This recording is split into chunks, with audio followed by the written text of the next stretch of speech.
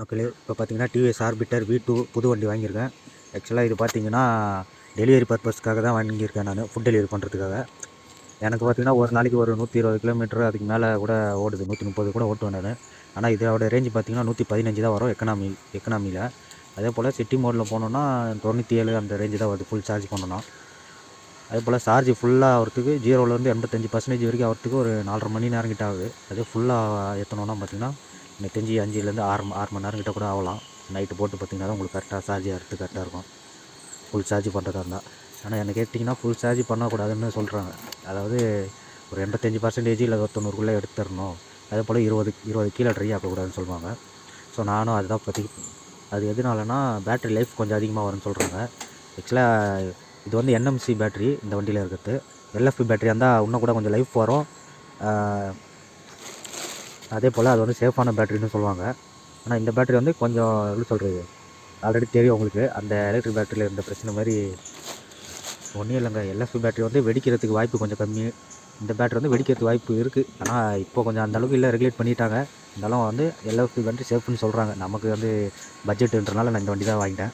இந்த LFP battery இருக்கிற வண்டிங்கெல்லாம் பார்த்தேன். பட் ஆனால் என் பட்ஜெட்டுக்கு சரிப்பட்டு வரல. அதுவும் இல்லாமல் கொஞ்சம் கிலோமீட்டர் ரேஞ்சு கொஞ்சம் கம்மியாக இருக்கிற மாதிரி இருந்துச்சு. அப்படி கிலோமீட்டர் அதிகமாக இருக்கிற வண்டி வந்து ப்ரைஸ் ரொம்ப அதிகமாக இருக்குது. ஸோ அதனால தான் நான் இந்த வண்டியை சூஸ் பண்ணேன். அது மட்டும் இல்லாமல் இதில் பார்த்திங்கன்னா இந்த பிளாஸ்டிக் மெட்டீரியல் மட்டும் கொஞ்சம் இதுவாக இருக்குது, வீக்காக இருக்க மாதிரி தான் இருக்குது. மெட்டீரியல் குவாலிட்டி கொஞ்சம் இன்னும் இம்ப்ரூவ் பண்ணி தான் நல்லா இருந்திருக்கும்.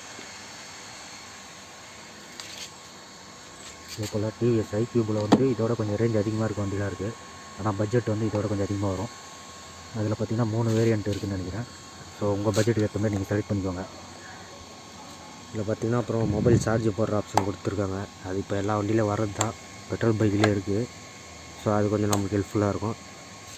அப்புறம் இதில் பார்த்திங்கன்னா பிரேக் பார்த்திங்கன்னா ட்ரம் பிரேக் தான் கொடுத்துருக்காங்க. இது ஒரு மைனஸ் தான். ஏன்னா இப்போ இந்த ப்ரைஸ் செக்மெண்ட்டில் பார்த்திங்கன்னா நிறைய வண்டி டிஸ்க் பிரேக் கொடுக்குறாங்க. இது வந்து ட்ரம் பிரேக் கொடுத்தது வந்து ஒரு சின்ன மைனஸ் தான். அதே போல் பிரேக் வந்து ரொம்ப இதுவாலாம் இருக்காது. அதே போல் ஸ்பீடு பார்த்திங்கன்னா இது வந்து எக்கோ மோடில் பார்த்திங்கன்னா 47 தான் டாப் ஸ்பீடு. அதே பார்த்திங்கன்னா சிட்டி மோடில் வந்து 69 வரைக்கும் போகும் டாப் ஸ்பீடு, அவ்வளோதான். அதுக்கு மேலே என்ன தான் முருகுனாலும் வண்டி 69க்கு மேலே போகாது. இது வந்து ஒரு 70 கொடுத்துருக்கலாம். அதே போல் எக்கனாமி வந்து ஒரு 50 கொடுத்துருந்தாலே எனக்கு தெரிஞ்சு போதுமானது இந்த வண்டிக்கு. ஓகே, இப்போ வரைக்கும் இந்த வண்டியில் எந்த பிரச்சனையும் இல்லாமல் ஓடிட்டு தான் இருக்குது.